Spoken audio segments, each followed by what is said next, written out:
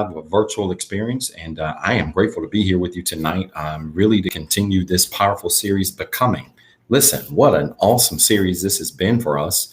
It has been a very powerful series that we started the last summer series that we have, or last series for the summer that we have. And we've got two more Tuesdays. We've got tonight and we've got next Tuesday. This series will end next Tuesday. And then, man, y'all, we are in the fall season. The summer is officially over and we are in the fall. Like, this year is really flying by. So thank you so much for tuning in. Do me a favor, start liking this video, start sharing this video. I want to go through our channels really quickly tonight, because I'm going to really dive right into this lesson. Again, if you have not caught any of the series up to this point, I really encourage you to go back to YouTube.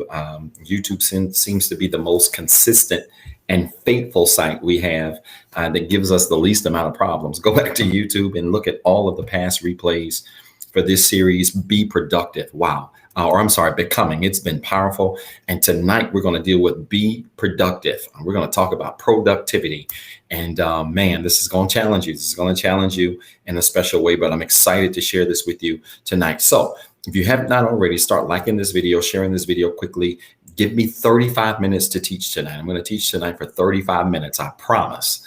Pastor's got some other work to do. I literally pulled another Eddie Kane Jr. I've worked up until the deadline tonight. A lot going on, good things. And so we're going to promise not to keep you long, but go ahead. Thank you, Elder. And I see those of you already on Facebook starting to hit that @ symbol and tag people. Start tagging people now. Tell them to tune in. Let's get into the lesson tonight. Facebook, good evening to you. It's good to see you virtually. Thank you so much for tuning in. If you are tuned in via Facebook, do me a favor, hit that like button, hold it down, turn it to a love button, then hit the share button. And I want you to hit that @ symbol if you're watching on Facebook, and tag 5 people and tell them to tune in tonight. This is going to be a very powerful message, and I don't want anybody to miss it. I'm really excited to share this with you. So again, Facebook, good evening. Thank you for tuning in. If you are tuned in via Facebook, make sure you say good evening in the chat area and let us know that you are tuned in on tonight. Instagram, good evening to you. Thank you so much for tuning in. If you're tuned in on Instagram and you're watching me, I want you to hit that heart button and hold it down. Let me see some hearts flying up the screen. And then not only that, Instagram, if you're on Instagram and tuned in, I want you to hit that @ symbol and tag 5 of your friends and tell them to tune in tonight for what will be a very powerful message. We are continuing this series, Becoming, and tonight we are talking from the subject, Be Productive. We are talking from the subject, Be Productive, and we've gone through several things. Be honest. Let me go through my notes. Be courageous. We've gone through several different B's, and tonight we're going to deal with productive, and next week we're going to end it with a bang. And so tag 5 people. If you're tuned in via Instagram, tell them to tune in. And thank you so much for tuning in. And of course, Instagram, if you're tuned in, make sure you say good evening on the chat, in the chat area. YouTube, good evening to you. Thank you so much for tuning in via YouTube. Those of you that are tuned in on our YouTube channel, thank you so much for tuning in. If you are tuned in via YouTube, like our channel. If you have not subscribed to our channel on YouTube, you can find us on YouTube at The Rehab CC. Just go to the search bar, type in The Rehab CC, subscribe to our channel if you have not already. You can go back and see an archive of all of the lessons that we have taught here online. And I promise you they will bless you just as tonight will. Tonight, we're talking from the subject, Be Productive. It is a part of our Becoming series. And this is going to be a powerful 30 minutes of teaching that I'm going to share with you that I promise you will provide you with some practical gems that you can apply to your life. So YouTube, thank you so much for tuning in. Hit that like button, hit that subscribe button, hit that bell notification so that you can be notified when we go live again. All right, y'all, I've gone through all the stations. I've got 7:13 Eastern time. I know we've got viewers from across the country that are tuned in. And so I want to go ahead and dive into this tonight. Tonight, we are talking from the subject, Be Productive. Be productive. All right. Go ahead and type that in the comment area. You know how I get down. I'd like for you to record notes in the chat so that people that are watching the replay can go back and see what we've discussed tonight. Be productive. Put that in the comments now. Be productive is what we're going to deal with tonight. And again, this has been a part of the Becoming series, but a very powerful series because it has really dealt with how we evolve. Right. Remember, we have talked through this series about the importance of becoming or evolving, and how evolving is really a continual process that happens over a period of time. You should not. I saw a very powerful meme on social media this week that said something about the tragedy of being the same person today that you were last year or something like that. I know I'm not quoting it right, but the whole idea behind the meme was all of us should be evolving. All of us should be evolving. You should be evolving in every area of your life on a daily basis. You should not be the same person today that you were last year. That's spiritually, that's emotionally, that's financially, that's professionally, that's personally, that's in your relationships, that's in any other connections you have. You should not be the same person today that you were a year ago.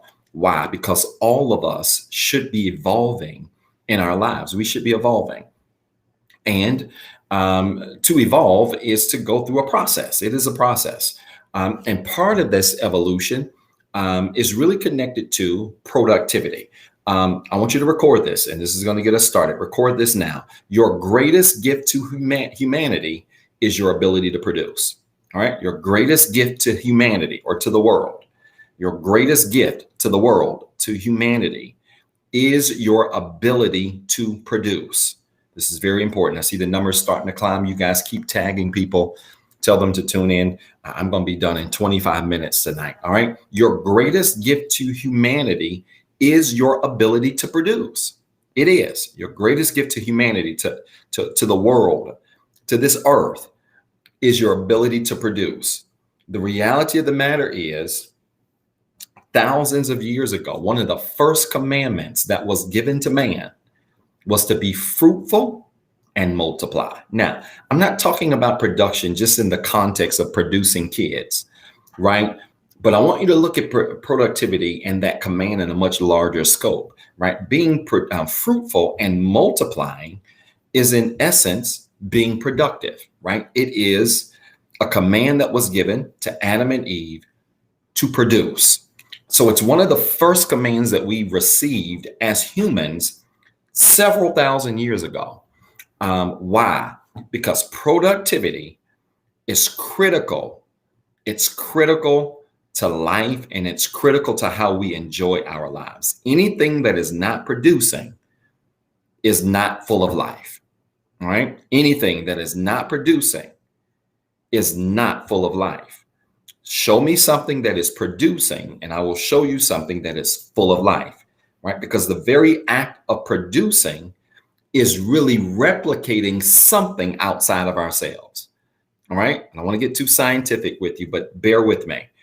The idea of producing is replicating or creating something outside of ourselves, right? And so when I challenge you tonight to be productive, this is important. When I challenge you to be productive, I'm challenging you to produce something outside of yourself.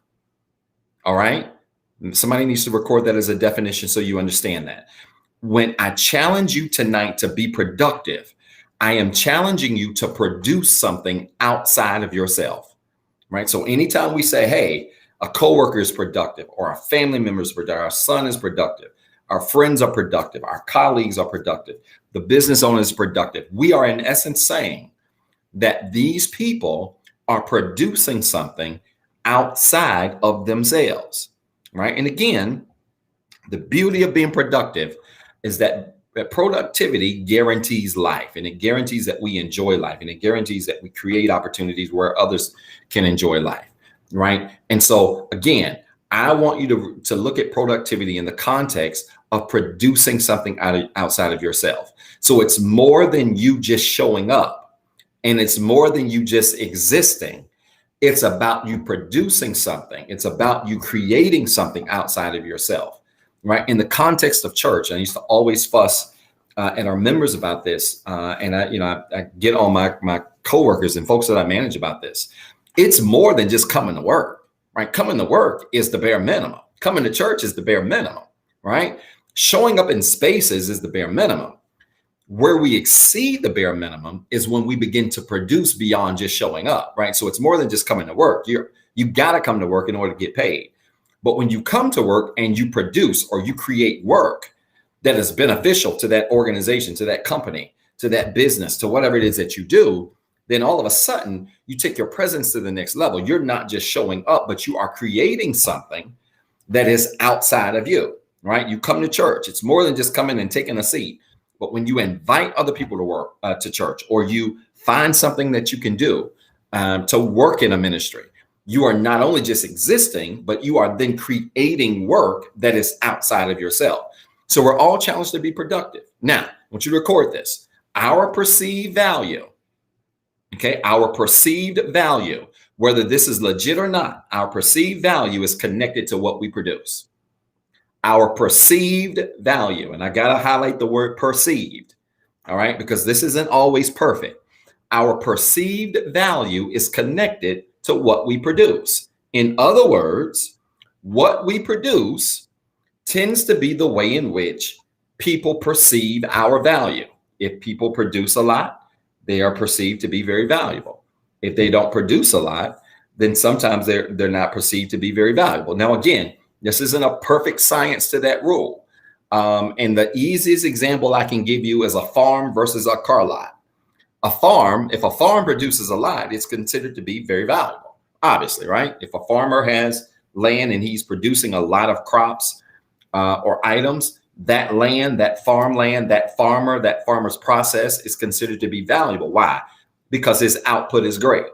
Whereas if you look at this in the context of cars, and especially very nice cars, I'm not talking about lower tier cars, but very nice cars. If you go out and get a Lambo or some type of special Bentley, you talk to the dealers, they'll tell you they only make a certain amount of those a year. They don't make a lot, right? If you order one of those vehicles and they don't have any in production, they'll tell you quick, it's a 7-9 month waiting list. You just got to wait, because they only make those X amount of those vehicles per year, right? And so that's an example where that rule wouldn't apply, right? You produce more, it's more valuable. No, you produce less Lambos and they're more valuable than regular cars, right? But for the most part, we are measured based on productivity. Think about your job.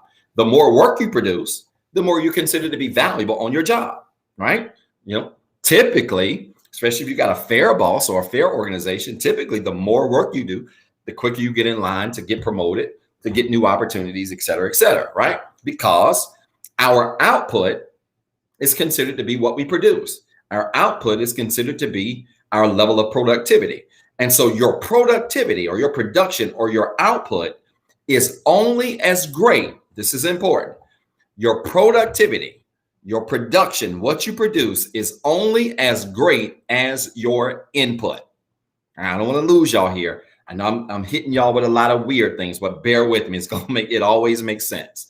Your output, your production, what you produce in life is only as great as your input. What's the input? The input is that which is inside of you that drives you to produce, right? It is that which is inside of you that drives you to produce. That's what input is, right? It's not necessarily, and this is important. It's not necessarily talent. It can be. It's not necessarily talent. It's not necessarily ability. And frankly, it has more to do with will and desire. All right. And that's probably worth recording. Record this. To produce has less to do with talent or ability and more to do with will, W-I-L-L. Right? Your ability to produce has less to do with talent. I'm going to prove this, and ability, and more to do with will. Right? And so when we talk about output or productivity being a reflection of input or what is inside of us, we are in essence suggesting that what we are able to produce is only a reflection of that which is inside of us. It ain't a reflection of your degrees. I was telling a colleague today, I've met a lot of dumb PhDs. PhD doesn't mean smart. It doesn't. PhD, EDD, M whatever D, none of that means smart. It doesn't. I know a lot of dummies that have advanced degrees and legitimate ones too. So it has, our output has less to do with how many degrees we have, and what we produce has more to do with what is inside of us, our input, our will, our desire. Less to do with talent and ability, more to do with will and desire. And this will and desire, frankly, is connected to your inner strength, right? This is why the Bible says that the person who faints in the day of adversity, his strength is small, not his ability, not his talent, right? The Bible says that the man who faints in the day of adversity, in other words, the person who quits when things get hard, his strength is small. Not his talent, not his ability, not his degrees, not his know-how, but his strength. And what this suggests to us is that you can be talented and still not be productive.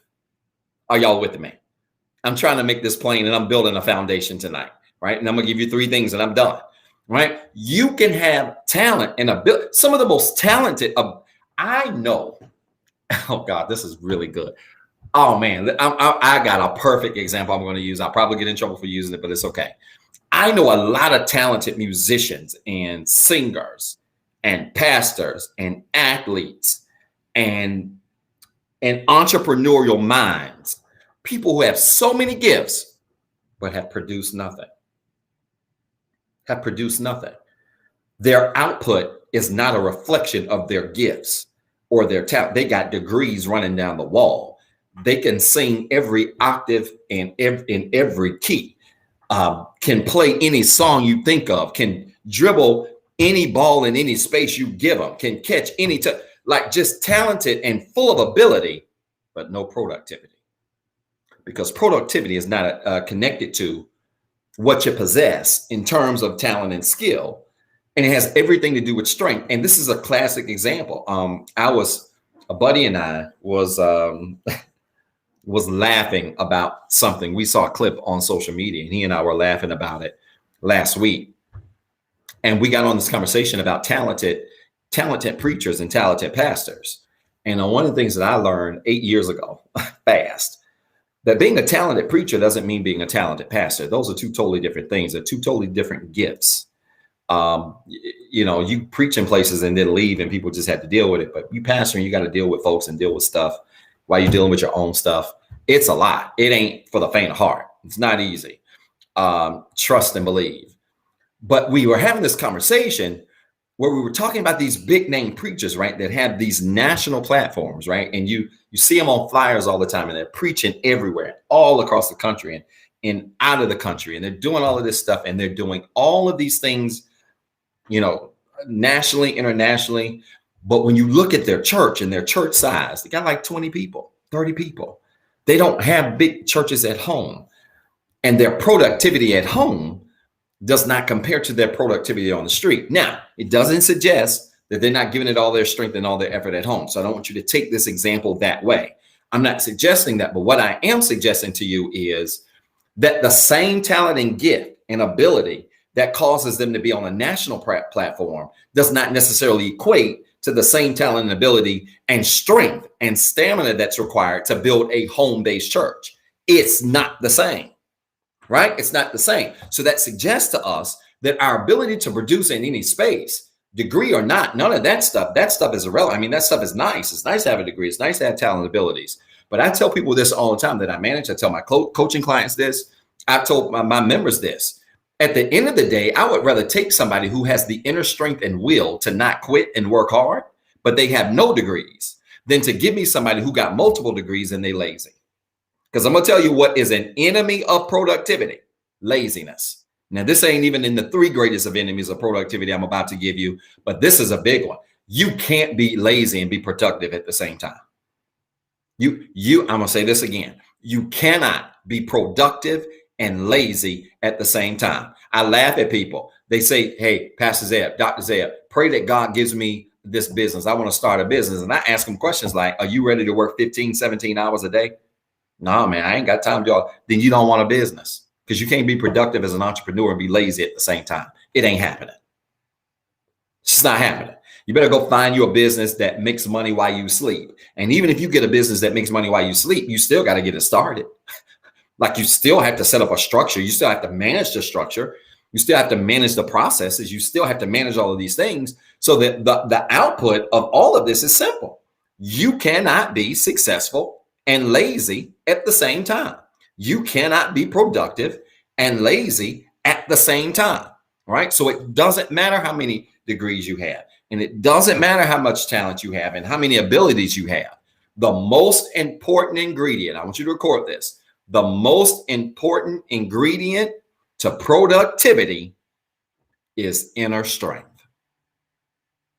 The most important ingredient to productivity is inner strength. People aren't winning because they're the smartest. People are winning because they're not quitting. Did y'all hear what I said? I know people who are less talented preachers, less talented singers, who have more successful churches and more successful careers, not because they got better gifts, like they can barely hold a tune, they can barely hoop and holler, but they are successful because they're not lazy. And laziness fixes 95% of your problems when it comes to productivity. And that's too high. 90%. Laziness, the lack of laziness and inner strength fixes 90% of your problems when it comes to productivity, period. And, you know, I give my father credit. I don't know if he's on the line. You know, my father used to always, you know, really give us some very important life lessons when we were younger. And this is one of the things I want to share with all of you tonight. And it's this, you know, when it comes to your career, your job, what you do at church, wherever it is that you work, you don't have to be the smartest person, right? Don't let people intimidate you because you don't have all the degrees. You ain't got a lot of letters behind your name. You don't have a lot of connections. You're not connected to the elite. You're not connected to the movers and shakers. You know, when people drop names, they don't throw your name in the hat. Don't let people shake you because that's the case. Don't worry about that. Let me tell you the key to success. Now, it's going to take you longer because it's always great if you're connected to somebody who knows somebody who knows somebody who can then, put your name in circles and create opportunities, right? The Bible does say that our gifts will make room for us and put us in large rooms with large men, right? It says that. But let me tell you something that's even as powerful or greater than that. Because I'm going to tell you, you can be talented, gifted, or have connections and get placed in a room. But if you get placed in a room with your gifts, with your talent, and you get connected to people who can open doors for you, if you're lazy, you're not going to stay in there long. You're not going to stay in there long. I get asked almost every day from mentees, from students, Dr. Talley, write me a letter of recommendation. I'm trying to go to grad school. I'm trying to do this. I'm trying to do that. Write me a letter of recommendation for this job, whatever. And I say no more than I say yes. And I'll be honest with you, because grades and work experience and those things aren't an indicator of success, right? If you go to school and you just work hard a little bit, you can get a degree. What's an indicator of long-term sustained success is your ability to work hard. You can't be lazy and be productive. You can't, right? And so before I write a letter, I want to know what your work ethic is and what kind of drive do you have? Because it's those things, when strength and work ethic and drive are inside of you as an input, it totally changes your output and your ability to produce. And a lot of people aren't producing, again, not because they're not talented or gifted. Again, some of the best singers I know, nobody knows. Like, they're no names. And you can put them on a stage with the names and they will blow everybody out the water. I ain't kidding you, like, for real. But the reason why they are not as successful as the names most of the time is because they're lazy. They're lazy, right? And you have to have a drive and a go-get-itness, if that's a word, about yourself to go after it. Because it is lazy that as you continue to work on your craft or work on your business or work on your career or work on your relationships or work on whatever, it is your ability to keep working that really produces results. It does, right? And so I want to give you 3 of the greatest enemies to productivity. Now, I gave you the greatest one, and that's laziness. All right, but I'm going to give you 3 of the greatest enemies to productivity. All right, and talk about these briefly, pray, and we're done. All right. If this is blessing anybody, I want you to fill it up with hearts. We still have about 12 minutes. I want you to hit that @ symbol, tag 5 people, tell them to tune in quickly because this is the goodest part that's coming. I know that ain't a word. All right. Tag 5 people quickly, tell them to tune in. I'm going to give you 3 of the greatest enemies to productivity. All right. 3 of the greatest enemies to productivity. We're talking about being productive, right? And if you're going to be productive, there are 3 enemies you got to look out for. All right. You ready? 3 of the greatest enemies to productivity. Enemy number 1 is distraction. Enemy number 1 is distraction. In my opinion, the greatest enemy to productivity is a distraction. Distraction. Now, summer's ending. Hot girl summer's almost to a conclusion. So the dress is about to go in the closet. Weather's about to change. We go from hot girl summer to cuffing season. Folk gonna start disappearing. They're gonna be locked in the house. And this is a season where people are gonna be distracted more than they ever been before.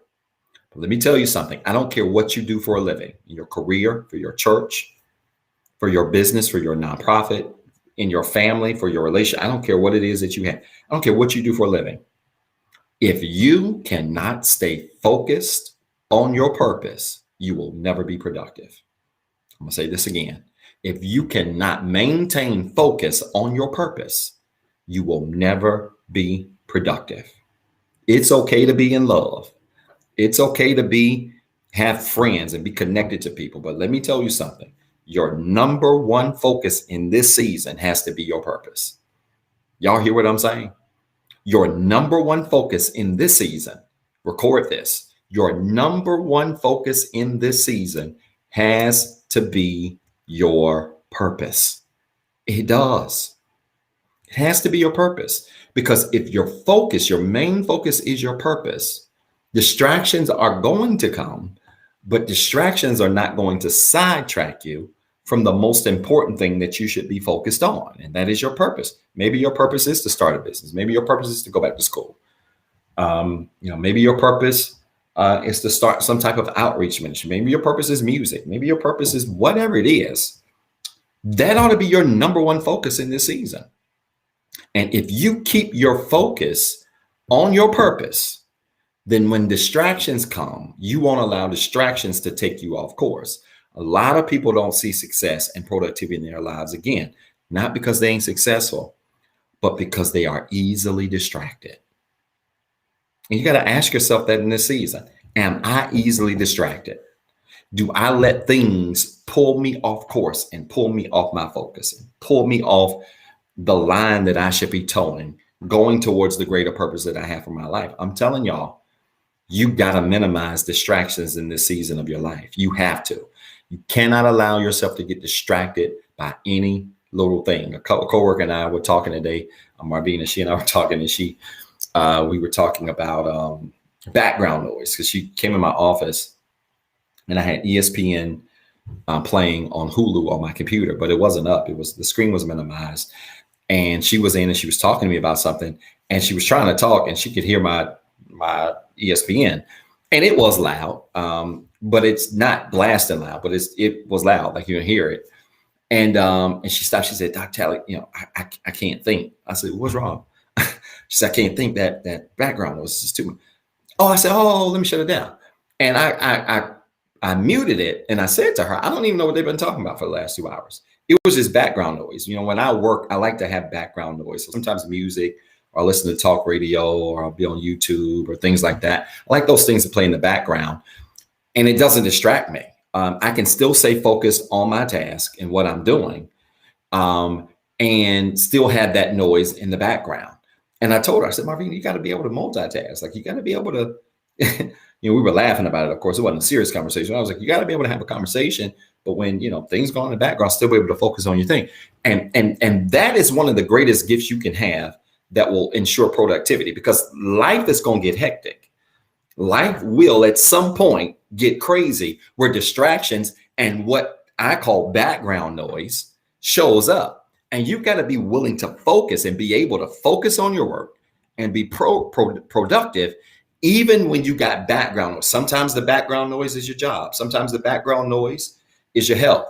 Sometimes the background noise is your relationships, your marriage. Sometimes the background noise is your kids. Sometimes the background noise is the job you work in that you can't stand. I don't know what it is, but whatever your background noise is, background noise can become a distraction if you allow it, right? So in this season of your life, you gotta be able to focus on your purpose, and you gotta be able to stay focused regardless of distractions, because distractions will come, all right? Second greatest enemy of productivity is this. Y'all ready? Excuses. I'm gonna get in trouble right here. Excuses. The second greatest enemy of productivity, excuses. Excuses. I learned something in undergrad. Excuses are the tools of the incompetent that build monuments of nothingness. And those who use excuses normally amount to nothing. Excuses. A lot of people aren't productive in this season, not because they ain't talented. They're productive because they got an excuse for everything. An excuse for everything. Some people, when they wake up out of the bed, they wake up with excuses.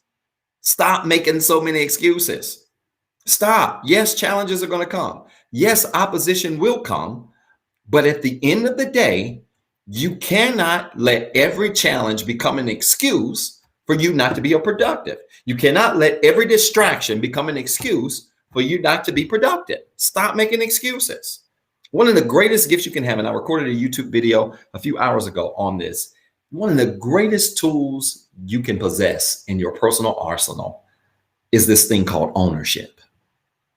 And I feel like I want to do a lesson. I may do a life study lesson after this series on ownership. In other words, your ability to own things is one of the greatest gifts you can have. Show me somebody who is not willing to own what happens in their lives, and I'll show you somebody who lives a life full of crap and full of excuses.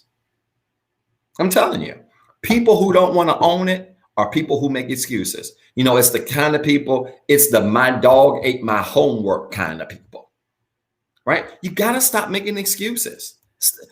You know, I was sharing this with a colleague, and I'll share with you. I was sharing this with a colleague. Look, you know, when people are getting on you and telling you things that you can do better and things that you can improve on, you know, sometimes the greatest way out of that conversation, or the greatest exit out of that conversation, is not to keep trying to explain, well, you know I could do this better, but if I had this, I could do this better. If I had this, I could do this better. Or if this was provided to me, I could do this better. Or if this was given to me, I could do this.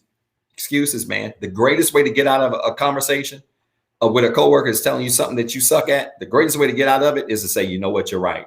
I do need to do better. And mean it. Don't be passive aggressive. Mean it. You know what, I could do better. I really could improve on that. And I'm going to take your feedback and I'm going to apply it. Because anything short of owning it tends to be an excuse. Again, anything short, I got to write that down. That was good. Anything short of ownership tends to be an excuse. That's really good, Zeb. Tends to be an excuse. It's the truth. So when you stop owning stuff, when you stop owning your crap, when people get on you about stuff, and you always, you know, those folks that always got an explanation for everything. They either always got an explanation, or they always got a reason, or they always got, listen, anything short of ownership tends to be an excuse. When you stop owning stuff, you start moving in that excuse frame. And when you get there, y'all, it's hard to grow when you're making excuses. Y'all stop making excuses. Stop making excuses. All of us have good days. All of us have bad days. Things don't always pan out the way we want to. The deck isn't always stacked in our favor. Sometimes it's stacked against us. It's life. Stop making excuses. The quicker you can own things, the quicker you can own where you are, the quicker you can own your part in things, the quicker you can own the things that you can do better, will be the day that you begin to turn the corner to becoming productive in your life. But a lot of people aren't productive, man, because they're busy pointing the finger. You know, I would be a whole lot further if they wouldn't have done this. I would be a whole lot further if I would have had this opportunity. I would have been really good if somebody would have did this for me. I would have been able to accomplish this if somebody would have let me do this. Excuses, man.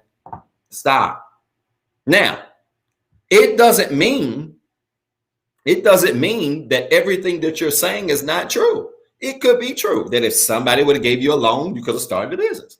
Or if somebody would have gave you such opportunity, whatever could have happened. That stuff could all be very true. But here's the problem. When you continue to dwell on that as the reason why you're not productive, it then ceases from being a reason and starts sounding like an excuse.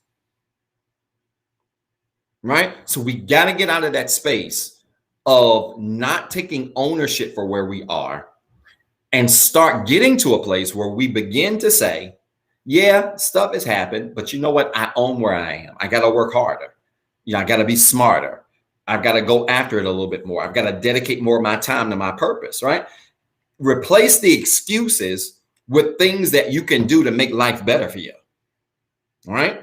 And this is powerful for me as a manager, as a leader, as a pastor, as a person that's led people for years. I'll say to you, give me somebody. I ain't got to have somebody that's got all the degrees, all the script experience. Give me somebody who works hard and who won't make excuses, and we can do a whole lot. You ain't got to be the smartest crayon in the box. You ain't got to be the sharpest crayon in the box. That's fine.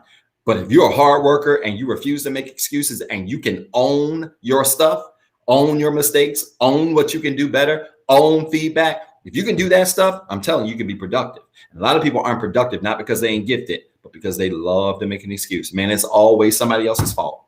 And I feel sorry for y'all. I feel sorry for some of you watching live or watching this replay who always blame everybody else for where you are and blame everybody else for what you're doing and blame everybody else for how things. Listen, it ain't always everybody else's problem. And if it is, stop using that as an excuse. I know y'all don't like this, but you got to stop it. Stop making excuses. Life ain't fair. It ain't fair to none of us, right? I like that word, elder, scapegoats. That's what we do. Like, we love to point the finger when sometimes you just got to hit the pause button and say, you know, I'm the problem. You know, yeah, this didn't happen and this didn't happen, but I could have worked harder and got out of this, right? And that's when we shift from making excuses to ownership. And when you shift there, then things start to happen for you. All right. Third greatest enemy to productivity. And I'm done. Making good on time. Third greatest enemy to productivity. And it's funny about the excuse thing, right? Even down to, you know, I work with people in the professional development, career development field, as many of you know, been doing career coaching, career consulting for so many years. And blessed to have clients all across, personally, from my personal consulting business, clients all across the gamut, from, you know, entry-level folks to folks who have been executives. And I'll say this, you know, it is so refreshing to have sessions with folks who own where they are in their lives, right? That's one of the most powerful things that you can do. It's something that I have done consistently. I have never been in the business of pointing my finger and say, if they would have done this for me or they would have helped me for this, then I would be for Nah, because you give people too much control and too much power over your life when you start allowing those excuses to be the reason where you are. Stop giving people control. You are in control. You are in control of your life. You are in control of how things are going in your life. And so when you give that kind of power and authority for people, if they would not have done this or they would not have said this, I would be further. You're giving away unnecessary control, right? And so it's so refreshing to work with people, even in the job market, who say, yeah, don't necessarily have qualifications for this role. I want to go do this or pursue this or start this business, but I am a hard worker. I'm a critical thinker. I'm a strategic planner, and I can put together a business plan. Listen, that is a person that is not going to use their handicaps or shortcomings as an excuse, but instead as motivation and strength to work harder. All right. That's all I'm trying to say. Third greatest enemy to productivity is this: wasted time. The third greatest enemy to productivity is wasted time. It's wasted time. The third greatest enemy to productivity is wasted time. One of the greatest inventions that Apple made on the iPhone is the productivity calculator, where every Sunday, I don't know when you get it, but every Sunday I get it. And I feel sorry for those of y'all that own Android. I don't know what's wrong with y'all. If you have an Android, something is wrong with you spiritually. And I'm praying, and I'm praying for you. If you got an Android phone, come on over to Apple, please, fast. But one of the greatest things that Apple created was this productivity calculator, where every Sunday, about Sunday morning, early Sunday morning, about 7, 8-ish, I'll get an alert that shows me how much time I've spent on my phone, right? And it tells me screen time, app time, text time, call time, FaceTime time. Like, it breaks it all down. And that's one of the most powerful tools that Apple created. Why? Because it helps to show you where you've been spending your time. And I hate to say this like this, but some of you have wasted so much time that the greatest thing that God can give you is not an opportunity. The greatest thing God can give you is some of your time back. Now, y'all listening to the old man. I said the greatest thing that God can give some of us is not an opportunity, but for him to give us some of our time, and he can do it. He is a redeemer of the time. I will restore the years. He is the only person that can restore time, right? God is the only person that can restore time. But I'm telling you, some of you have wasted so much time that the greatest thing God can bless you with is giving you more time back. And time is one of the greatest enemies of productivity. Some of us waste way too much time, too much downtime. You need to be a little bit more organized in your day, a little bit more structured in your day. Now, you don't have to put a name on every minute of your day. Some of you aren't gold, like you can't function that way. And that's okay if that's not your personality. But a little bit of structure in your day ain't going to kill you, because without it, you'll look up and you've been scrolling on Facebook for 3 hours. I was telling a coworker today, there's somebody that I know that every time I am on Facebook, they on there. Now, granted, I'm not on Facebook a lot, so maybe that's a bad measurement. But the person I was talking to, coworker I was talking to today, she on there all the time. And she said, Dr. Taylor, every time I'm on there, such and such is always on Facebook. And she always, what kind of work are you doing?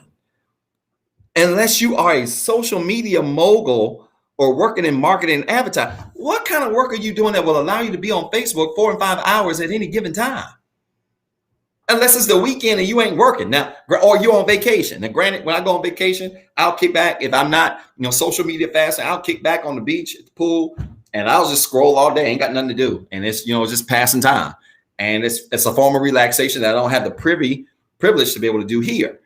But I just don't understand how y'all just waste hours at a time on meaningless tasks. Like, I have so much work to do that, man, sometimes it makes my head explode, that literally I'm going from thing to thing to thing to thing, industry to work, to church, to personal, to work, to church, to kids, to family, work.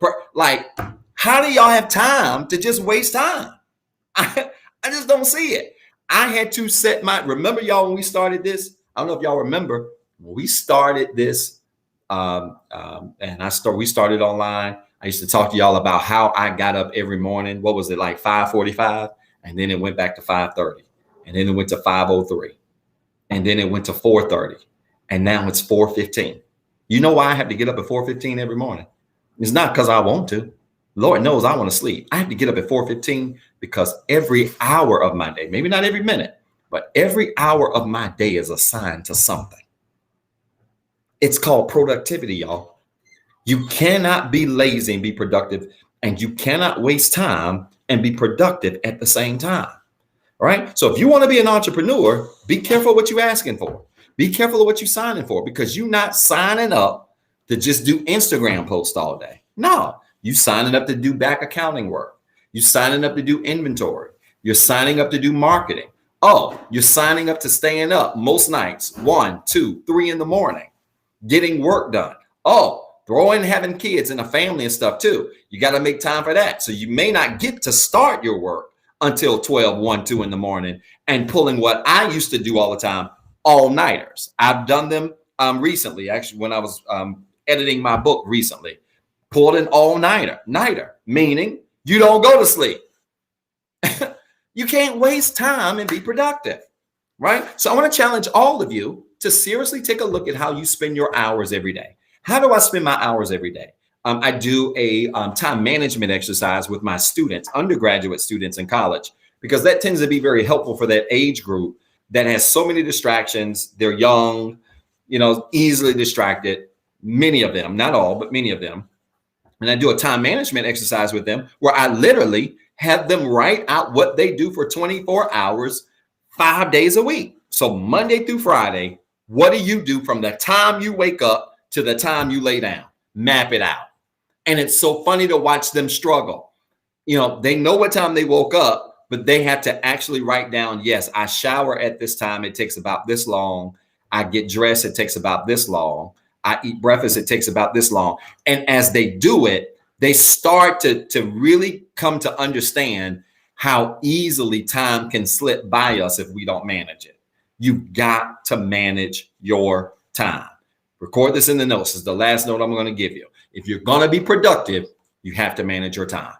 You have to manage it. You got to stop wasting your time. And here's another big one. You got to stop letting people waste your time. Now, some of this is going to hurt some of y'all down to the white meat, but let me just go on and say it. One of the things I discovered the last 16 months is I'm not letting everybody waste my time. I don't have a lot of time as is.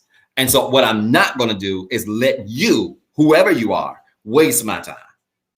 My time is valuable, right? It just is. I don't know how you manage yours and what you think about your time, but I don't like wasting my time. So you got to manage your time. And not only do you have to manage your time, you can't let people waste your time. All right. You got to manage your time. You can't waste your time, and you can't let people waste your time. And if you do that, right, if you avoid distractions, if you avoid excuses, if you avoid wasting time, and you're not lazy, I can almost guarantee that you're going to be productive in anything that you go to do. I can almost guarantee that you're going to be productive, but you can't be lazy. You can't let distractions get the best of you, and you can't make excuses, and you just can't waste your time, man. You can't afford to waste your time in spaces. Yes, I ain't saying be a hermit and don't enjoy life. I'm on the fence. I want to go see, I think Candyman comes out. Is it Candyman? Comes out Friday, where they look in the mirror and say Candyman 5 times. Boy, that commercial came on the other night. It took me 30 minutes to go back to sleep. Oh, y'all, I'm tired. I'm starting to get silly. I ain't kidding you, man. I think it's called Candyman, ain't it? Ain't it called Candyman? Anybody on the call know what I'm talking about? I think it's called Candyman. I feel like I'm getting it wrong. Is it called Candyman? It's not Candyman. Anybody know the movie I'm talking about with the black guy with the hook that you look in the mirror and you say it 5 times, he's supposed to show up? It's Candyman, right? Yeah. As a person who is afraid of the movie Jeepers Creepers. Now, I don't know if y'all ever seen the movies Jeepers Creepers, where the man was driving that truck that was crazy. That mute Jeepers Creeper, man, that movie used to scare the life out of me. You hear me? Pastor get easily scared of these movies. I don't like watching these movies by myself. Y'all can talk about me all you want. I don't care. But Candyman come out Friday, and I'm thinking about going to see it. I don't want to go see it now. I'm gonna have to get some courage and strength to go, especially if I go by myself. I want to go see the movie. But what I ain't gonna do is go see a 3-hour movie when I got something due on Friday. Like, we have to manage our time, y'all. And part of this time management is productivity. Y'all talking about, so pass it on to look at y'all. Man, I mean, you used to do some crazy stuff as kids. Get in the bathroom, the lights off, look in the mirror, be screaming Candyman, and then about break your neck trying to get out the bathroom. Y'all ain't never done that as kids. Y'all boring. We used to do that all the time. Anyway, yeah, I'm going to the matinee, and I'm gonna be in there. I'm gonna have my phone light on. You better believe it. I'm going to the matinee, and I'm gonna have my phone light on, shining on my face. And my daughter sitting here looking at me like, "What would you say?" She said, "Stop talking about it." But stop wasting time. We gotta stop wasting time, right? Stop wasting time so that we can be productive. This message bless anybody? Listen, fill it up with hearts. I want to pray for you quickly. I ran over, and it was my fault because I was just talking junk about Candyman tonight. If this message bless you, I want you to fill it up with hearts tonight. What a powerful series this has been. I hope you all have really been getting a lot out of this series. I'm getting ready to pray for all of you. I want to pray for you quickly. I want to say this, that I've been praying for your children. Wow. It has been so awesome scrolling social media and seeing all of the cool back to school pictures, kids going back to school, going back to college, young people, older people I saw some older people going back to college, posting their first day of class. I love it. Like, it's just an awesome thing to see people starting the new year. And man, listen, I've been praying for you every day. This virus is still real. And there's so many people, I'm hearing numbers in so many places, even the spaces that I work, that are being reported that people are just testing positive left and right. So I'm praying for all of you. So I want to pray for you. If you've got a prayer request, I want you to drop it in the comments right now. If you've got a prayer request that cannot be read out loud, you can email your prayer request to info@rehabcc.org. I'm still getting those emails, subject line prayer request, and I want to pray for you. I want to pray over your situation, your circumstance. But I want you to know I've been praying for our young people, especially this week, that are going back to school. I'm certainly praying for those of you that have been dealing with this virus, those of you that have been dealing with loss in your families. We lost Elder Dunn on today. And I tell you, Elder Dunn might have been one of the nicest preachers I have ever met. Arlene Dunn was very good to me. And actually, I remember when rehab was first started 8 years ago, Elder Dunn sent me a Facebook message, and I pulled it up today to make sure I wasn't remembering falsely. She sent me a Facebook message that I still have, where she sent me a paragraph just encouraging me, saying, Zeb, I saw this day coming. I love the name of your ministry. I love what you do in terms of outreach, and you're going to be incredibly successful, and I believe in you. One of the first people externally outside of rehab to just encourage me and pour into me, just a very positive woman of God. Gonna miss her, certainly praying for her family, the Dunn family, just very kind lady and very funny. If you ever talk to her and really got to talk to her and know her, she was hilarious, but just a very good person, a good lady, and really gonna miss her.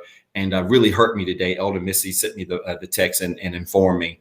And just really hurt me today to hear that she had passed away, because she was just so encouraging to me when I first started off and didn't have nothing, nobody, no resources, no nothing. And she's one of the first people that poured into me. And I'll never forget her for that. Listen, y'all, you got a prayer request. I want you to type it in the comments really quickly. I'm giving you 20 seconds now to type in your prayer request. We want to pray. We're going to sow a quick seed and we're going to get off the call today. But I really appreciate you tuning in. And I certainly pray that this message has been a blessing to you. Connect your hands like this, y'all, as a sign, a symbol of faith. I want you to touch and agree with me right where you are. Let's pray. Father, in Jesus' name, I thank you tonight for your word. Thank you for this time of gathering and sharing you've given us. I pray that something was said or done that has encouraged somebody, that has inspired somebody to want to live for you, to do the will and work of your kingdom. More than that, that has encouraged somebody to re-examine their ability to be productive. God, above everything, we want to be productive. We want to produce something outside of us that is beneficial beyond us, that blesses those around us, that blesses our work, that blesses our relationships, that blesses any domain that we reside. Help us to be productive. We don't want to be the tree, the fig tree that's dying on the side of the road, but we want to be the fig tree that produces fruit that not only we can benefit from, but that generations far after us can benefit. Help us, God, to have a strong work ethic and strong inner strength and will, greater than talent, greater than ability, to go after everything you called us and designed us to be, so that, God, we ultimately can be everything that you called us and designed us to be. Right now, God, every prayer request that's come across this line, we lift it up to you now. God, we ask that you would answer the prayers of your people, that you would make ways, open doors, meet needs, grant hearts' desires in a special way. God, somebody tonight is bereaving over the loss of a loved one. Somebody tonight, God, is in great pain, dealing with this virus or other illnesses or ailments tonight. God, we know you to be a healer and a way maker and a miracle worker. So tonight, God, we ask that you would send healing to sick bodies, that you would send finances to broke situations, that you would send new opportunities to hopeless situations, and that you would make ways as only you can. We thank you, God, because this week will be a week filled with miracles, open doors, made ways, met needs, granted wants and desires like never before. We count these things done and believe you for them in Jesus' name. Amen. Do me a favor. I want you to type in the comments right now. It is so. Do it quickly. It is so. It is so. It is so. Come on, quickly, y'all. It is so. I want you to type it in the comments now. It is so. If you prayed that prayer of faith with me and you believe that God's going to answer prayers tonight, I want you to type it in the comments. It is so. It is so. As you're doing that, let's prepare to give quickly. I want to challenge all of you to give. If this message has blessed you, if this ministry has been a blessing to you, I want to challenge you to give tonight. You can sow a seed tonight via CashAPP, $REHABCCGIVE, our website, www.rehabcc.org. And simply choose online giving, or you can text REHABWORKS, text REHABWORKS to 88202. Text REHABWORKS to 88202 and right to your cell phone. You'll see a prompt, follow that prompt, and you can give that way. I want to say thank you again to all of you that sold into us during the anniversary, and even some people that sold this previous Sunday. Thank you so much for sowing into our ministry, and just so grateful for the support that we've received, especially from far away. Folks that we've never even met before that have really believed in this ministry and the work that we're doing. And I can't say thank you enough. So again, I want to challenge you to give your tithes, give your offering, sow a special seed tonight. Again, you can give via CashAPP, $REHABCCGIVE, our website, www.rehabcc.org, and choose online giving, or you can text REHABWORKS to 88202. That's REHABWORKS to 88202. And right to your cell phone, you'll see a prompt, follow the prompt, and you can give that way. Listen, I want to challenge you to like this video, share this video. If you have not already, like this video, share this video with somebody. Tell them to go back and watch this replay. What a powerful 50 minutes of teaching tonight that we had and shared. And I want you to go back and watch this replay. Play it all week long. Meditate on the word, that you might continue to grow in whatever area of your life that you need to grow. And then make plans to meet us Sunday, 9:08 a.m. sharp. 9:08 a.m. sharp, right here at the Rehab Christian Center for our virtual experience. And we cannot wait to see you. We've got a powerful word for you and cannot wait to share with you. All right. I love y'all. I'm praying for you.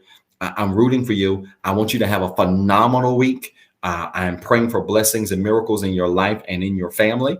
And if nothing fails, I will make plans to see you this Sunday at 9:08 a.m. sharp. Again, keep all of these families in prayer. Keep our young people in prayer. And we are rooting for you to have a fantastic week all week long. All right. I love you guys. I'm praying for you. I'm rooting for you. Peace and blessings. Have a fantastic week. For watching the Rehab Christian Center live experience. If this broadcast has been a blessing to you and you would like to be a blessing to our leader, Dr. Zeb Talley III, you can sow a seed into his ministry by CashAPP at $Pastor ZT3. It is our prayer that this message of hope encourage, enlighten, and empower you to be better. Please tune in Sunday at 9:08 a.m. for our Sunday morning experience. And as always, be blessed and have a wonderful week.